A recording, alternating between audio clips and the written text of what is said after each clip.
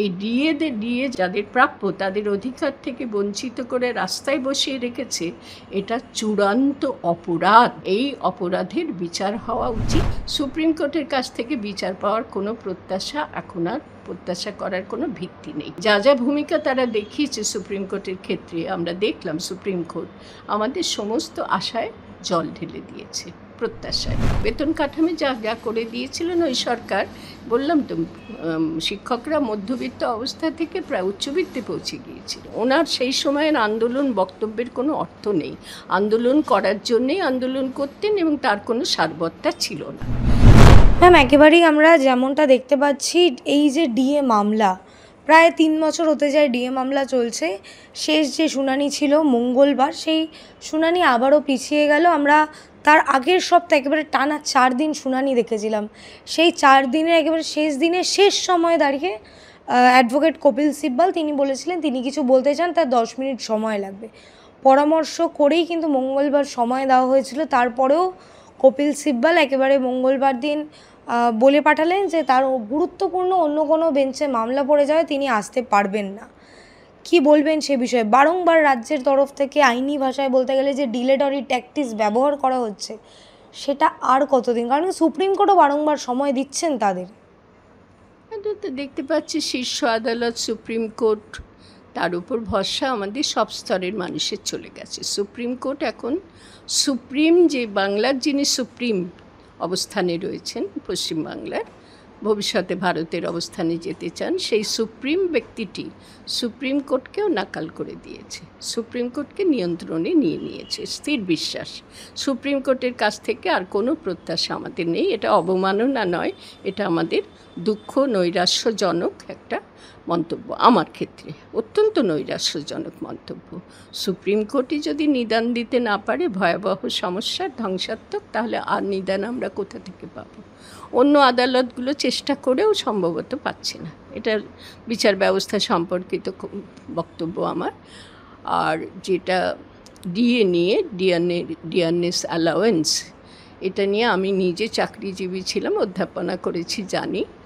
যে কোনো বেতনভোগ কর্মচারী, বেতনভোগ বলতে নির্দিষ্ট বেতন কাঠামো অনুযায়ী যারা বেতন পান, সেই কাঠামোর মধ্যে বিশেষ করে সরকারি চাকরিজীবী এবং বিভিন্ন শিক্ষা প্রতিষ্ঠানের চাকরিজীবীরা এই কাঠামো, বিশেষ কাঠামো অনুযায়ী বেতন পান। সেই বেতনের নির্দিষ্ট যে বেতনটা থাকে তার সঙ্গে ডিয়ারনেস অ্যালাউন্স যুক্ত হলে তবেই বাঁচিয়ে রাখার মতন অর্থমূল্য পেয়ে বেতন থেকে মানুষ বাঁচতে পারে, সে যে স্তরেরই হোক না কেন। ডিয়ারনেস অ্যালাউন্সটা তার প্রাপ্য অধিকার প্রতিটি চাকরিজীবী মানুষের। চাকরি মানে বেতন নির্দিষ্ট বেতন কাঠামো অনুযায়ী যারা বেতন পান, শ্রমজীবী ভিন্ন ব্যক্তিরা, তো তাদের ক্ষেত্রে এই ডিয়ারনেস অ্যালাউন্সটা তাদের প্রাপ্য, তাদের অধিকার।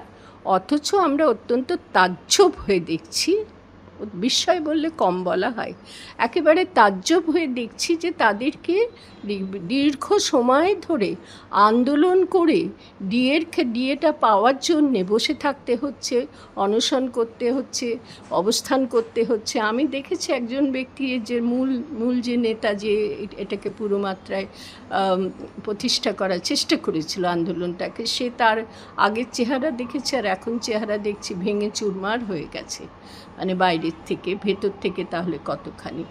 অর্থাৎ তারা এই বেতন, এই ডিএটা পাওয়ার জন্যে তারা একেবারে আন্দোলনে নেমেও হতাশার মুখোমুখি শুধু নয়, একেবারে নিরাশ স্তরে পৌঁছেছেন, তবুও হাল ছাড়েননি। সেটাই আসার কথা। এইবারে ডিএ সম্পর্কে একটু ছোটো কথা বলে শেষ করব। ডিএটা মানুষের অধিকার, এবং বেতন কমিশন বলে একটা কমিশন আছে।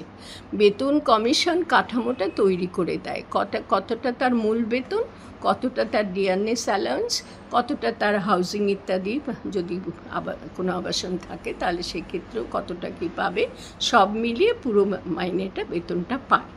এক্ষেত্রে ডিএ যদি নির্দিষ্ট ডিএর অনেক সময়ে, এই একটা কথা এখানে উল্লেখ করে আমি শেষ ছেড়ে দেবো বিষয়টা, দেখা যায় আমাদের দেশে, আমাদের এই রাজ্যে বটে, অন্য দেশের কথা তুলব না, রাজ্যে দেখা যায় যারা শাসন ক্ষমতায় থাকে, অর্থাৎ শাসক দল, এখন আমাদের দলীয় নিয়ন্ত্রণটাই কাজ করছে আমাদের রাজ্যে অনেক অনেক বছর ধরে, বহু বছর ধরে। সেই দলীয় শাসন ক্ষমতায় যারা থাকে তারা এই ডিএটার যেহেতু নির্দিষ্ট হারে বাড়ে, বেতন বাড়াটা এক রকমের, কিন্তু ডিএ বাড়াটা একটা নির্দিষ্ট হারে বাড়ে এবং সেটার পরিবর্তন হয়। যেমন সিপিএম আমলে আমি তখন চাকরি করি, আমি জানি একটা ভয়ানক বেতন কাঠামোটা অতি ঊর্ধ্বসীমায় পৌঁছে দিয়েছিল ওরা। 3,000 টাকা বেতন পেতাম, অকস্মাৎ দেখলাম প্রচুর টাকার বেতন হয়ে গেল। এটা মানে একটুখানি বলতে আমার এটা সময় সামান্য দিও। তখন আমি দেখেছি যে এই যে গত দলীয় সরকার এটা করেছিলেন, তারা কোনো ক্ষতি করেননি, কিন্তু এই যে বিপুল মাইনে বাড়িয়ে দিলেন, আমি নিজেই বুঝি। বিপুল মাইনে বাড়িয়ে দেওয়ার ক্ষেত্রে 3,000-এ ঢুকেছিলাম অধ্যাপনা, এই চাকরি। সেখানে দেখলাম ক্ষতিটা কি হলো। ক্ষতিটা দুটো ক্ষতি হলো। এক হচ্ছে শিক্ষকতাকে ভালোবেসে যারা এই পেশা গ্রহণ করেন, সেই আমি শিক্ষা জীবনের কথা বলছি, সেক্ষেত্রে বেতন বাড়ানোর কথাটা বলছি।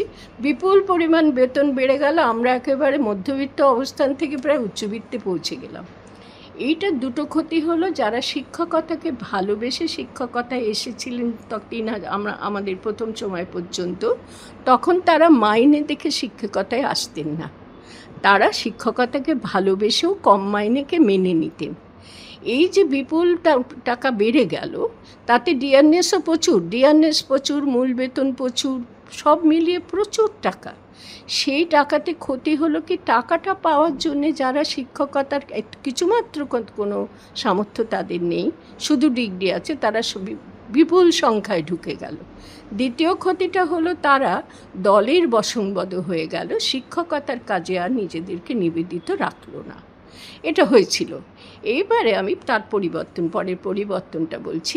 এখন কি হচ্ছে, ওরা তো অনেক বাড়িয়ে দিয়েছিলেন, পাইয়ে মানে অকস্মাৎ পেয়ে গেলে তার কিছু নঙর্থক দিক ঘটে, সেটা ঘটেছিল। এই ক্ষেত্রে কি হলো, এরা উল্টো দিকে হাঁটতে শুরু করলো। দিয়ে কমাবার ইচ্ছাটাই, দিয়ে না দেওয়ার ইচ্ছাটাই প্রবল হলো। ওই যে আমি প্রেমিক ব্যক্তি নার্সিসাস, তিনি তো গত আমল যা ছিল তার উল্টো পথে চলবেন, অতএব আমি যা করব তাই। তিনি এবারে কী করলেন, ডিএর উপরে আক্রমণটা কী হলো, দিয়ে না দেওয়ারই পক্ষে তিনি হয়ে গেলেন।